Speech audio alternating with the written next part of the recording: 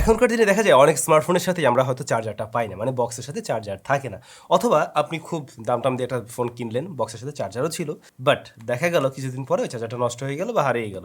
তখন আমরা কি করি, কম দামের চার্জার কিনে নেই কোনো রকম মার্কেটে গিয়ে পেলেই। বাট এতে করে আপনার ফোনের ব্যাটারি লাইফ টাইম হারাতে পারে না, হারাবে, শিওর থাকেন হারাবে, যদি আপনি আপনার ফোনের জন্য সঠিক চার্জারটা না কিনেন বা ভালো ব্র্যান্ডের চার্জার না কিনেন। মাঝে মাঝে আপনাদের থেকে রিকোয়েস্ট পাই ভালো ব্র্যান্ডের চার্জারের রিভিউ নিয়ে আসেন ভাই। এই যে এমকেবি ব্র্যান্ড, এমকেবির প্রোডাক্ট নিয়ে এর আগে আপনাদের সাথে কথা হয়েছে, যারা অলরেডি ব্যবহার করছেন কমেন্ট করে জানাবেন এমকেবির এই প্রোডাক্টগুলো আপনাদের কাছে কেমন লাগছে বা কেউ কোনো ইস্যু ফেস করছেন কিনা। ভালো ব্যাপার হচ্ছে ওদের প্রোডাক্টগুলোতে 180 দিনের ওয়ারেন্টি থাকে, তো দেখা যায় যে কোনো একটা প্রবলেম থাকলে ওই সময়ের মধ্যে চেঞ্জ করা যায় বা একটা আফটার সেল সার্ভিস অ্যাটলিস্ট পাওয়া যায়। সো আজকের ভিডিওতে আমরা এমকেবির 20 ওয়াট, 33 ওয়াট এবং 65 ওয়াটের চার্জার নিয়ে কথা বলছি, পাশাপাশি বেশ কিছু দারুণ ওদের কেবলসও রয়েছে।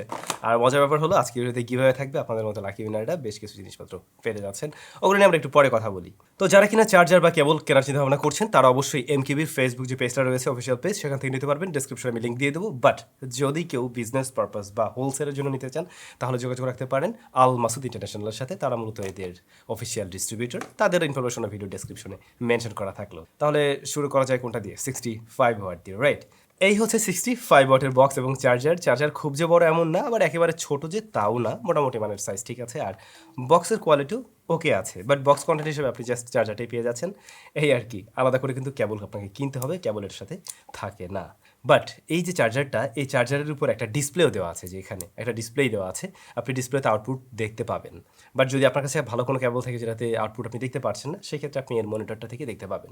এবং চার্জারটার আউটপুট পোর্ট হিসেবে 3টা পোর্ট দেখছি, 2টা টাইপ সি আর একটা রয়েছে ইউএসবি এ। অন্যদিকে পিন সিস্টেমটা কিন্তু এই যে দেখুন ফোল্ডিং সিস্টেমে, যার ফলে এটার সাইজ আরও ছোট হয়ে যায় বা ক্যারি করতে সুবিধা হয়। এখানে যে 3টা চার্জার রয়েছে প্রত্যেকটাই কিন্তু জ্ঞান চার্জার, GAN, জ্ঞান টেকনোলজি নিয়ে এর আগে বিশদে আলোচনা করছিলাম একটা ভিডিওতে, নিশ্চয়ই সেগুলো জানেন, তো ওগুলো নিয়ে আর বলার কিছু নেই। এখন জ্ঞান টেকনোলজির চার্জার ছাড়া মনে হয় না কেউ আর মার্কেটে নর্মাল চার্জারগুলো কিনে। সো এটাও জ্ঞান চার্জার অবশ্যই। মূলত এখানে যে টাইপ সি পোর্ট রয়েছে এটা 65 ওয়াট সর্বোচ্চ আউটপুট দিয়ে থাকে, আর এটা সর্বোচ্চ আউটপুট দিয়ে থাকে 60 ওয়াট। বাট আপনি যদি 2টা টাইপ সি দিয়ে আউটপুট নিতে চান সেক্ষেত্রে কী হবে, একটার থেকে আপনি পেয়ে যাবেন 45 ওয়াট, আর একটা থেকে পেয়ে যাচ্ছেন 20 ওয়াট। আবার ধরুন C1 প্লাস আপনি এ দিয়ে আউটপুট নেবেন, মানে টাইপ এ, সেক্ষেত্রে আপনি পেয়ে যাবেন 45 ওয়াট প্লাস 18 ওয়াট। আবার এমনটাও তো হতে পারে আপনি 2টা টাইপ সি থেকে নেবেন, তো সেই ক্ষেত্রে আপনি একটাতে পাচ্ছেন 45 ওয়াট, আরেকটা মানে টাইপ C2, এইটাতে আপনি পেয়ে যাচ্ছেন 18 ওয়াট। অনেকেই হয়তো আমরা ভুল ভাবি যে 65 ওয়াট বলছে মানে অ্যাট এ টাইম প্রত্যেকটা থেকে 65 পাওয়া যাবে, ব্যাপারটা কিন্তু এরকম না। 3টা মিলে অ্যাট এ টাইম আপনি 65 পেতে পারেন। শুধুমাত্র টাইপ সি থেকে নিচ্ছেন সেক্ষেত্রে আপনি 65 আউটপুট পেতে পারেন একটা লাইনেই। এবার আসল কথা হলো, মনিটরে না হয় দেখাচ্ছে সব কিছু আউটপুট, বাট আদৌ কি আমরা ঠিকঠাকভাবে আউটপুট পেয়েছি? আমরা চেক করে দেখছিলাম এবং ম্যানুয়ালি চেক করার পরে দেখলাম এটা হ্যাঁ ঠিকঠাকভাবে আউটপুট দিতে পারছে, প্লাস এটা খুব বেশি আহামরি হিট জেনারেট করে না। এই ধরনের বিষয় কিন্তু খেয়াল করিনি, ঠিকঠাক মনে হয়েছে আমাদের কাছে। স্যামসাং এবং আইফোনে আমি চার্জ করে দেখছিলাম এবং 2টা স্মার্টফোনেই কিন্তু ফাস্ট চার্জিং সাপোর্ট নিয়েছে এই চার্জার থেকে, তবে এই চার্জার MFI সার্টিফাইড না। 180 দিনের ওয়ারেন্টি সহ এই চার্জারের দাম রেখেছে ওরা 2199 টাকা, মানে 2200 টাকা। এখন মার্কেটে আপনি যদি 65 ওয়াটের আরও চার্জার খুঁজেন, আরও বেশ কিছু ব্র্যান্ডের আছে, ভালো ভালো ব্র্যান্ডের, তাদের সাথেও যদি কম্পেয়ার করেন তাহলে এইটার দাম তুলনামূলকভাবে একটু কম আছে আর কি। এরপরে যদি এসে আমরা 33 ওয়াটের চার্জারের কাছে, এই যে চার্জারটা, এবং চার্জারটা দেখতে বেশ কিউট, জিনিসটা একদম পুরো একটা সিলিন্ডারের মতো লাগে দেখতে আর কি। আর বক্স তো অ্যাজ ইউজুয়াল সেম, বাট এখানেও আমরা দেখছি এই যে 2 পিনকে ফোল্ড করে রাখা যায় আর কি, এবং আগেরটার মতোই এখানেও মনিটরে দেখতে পাবেন। আর এটার ক্ষেত্রে আউটপুট পোর্ট রয়েছে টাইপ সি এবং টাইপ এ।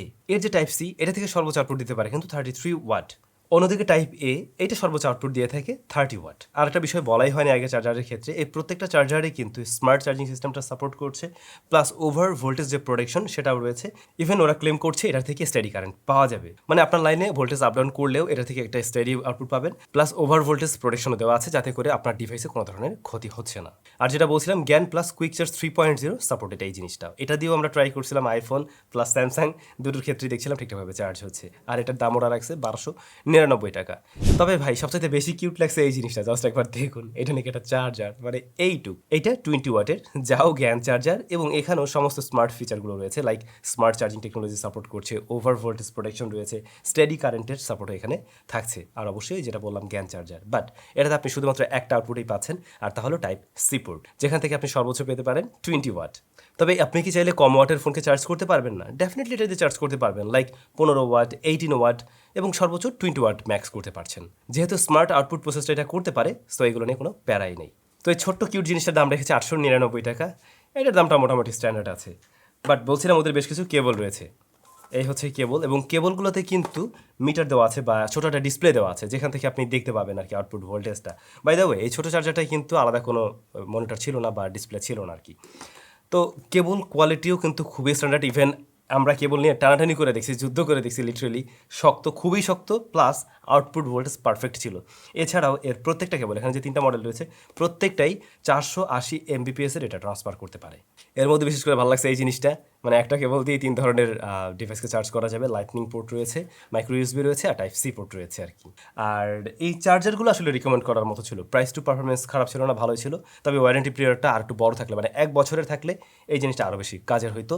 সেই ক্ষেত্রে মানে আফটার সেল সার্ভিস নিয়ে আর ভাবা লাগতো না, বা নষ্ট হয়ে গেল আমাদের জন্য একটা মানে সাপোর্ট থাকতো আর কি। ভিডিওর শুরুতেই বলছিলাম আপনাদের জন্য গিভঅ্যাওয়ে থাকবে। গিভঅ্যাওয়ে হচ্ছে এই চার্জার আপনাদের জন্য থাকছে। তো কীভাবে কি অংশগ্রহণ করবেন, ভিডিও ডেসক্রিপশনে সব কিছু লেখা আছে, একটু দেখে নেবেন। কয় তারিখ রেজাল্ট পাবেন সেটাও দেখে নিতে পারবেন। সবাই ভালো থাকবেন, অনেক বেশি ভালো। দেখা হচ্ছে নতুন ভিডিওতে। একটু অসুস্থ, সিক আমি, যে কারণে কথা হয়তো মানে একটু নাকা নাকা টাইপের সাউন্ড আসছে, ইভেন অতটা বেশি ভালো আসে নাই vocal, so sorry for that. Next time আবার দেখা হচ্ছে। ভালো থাকবেন, টাটা।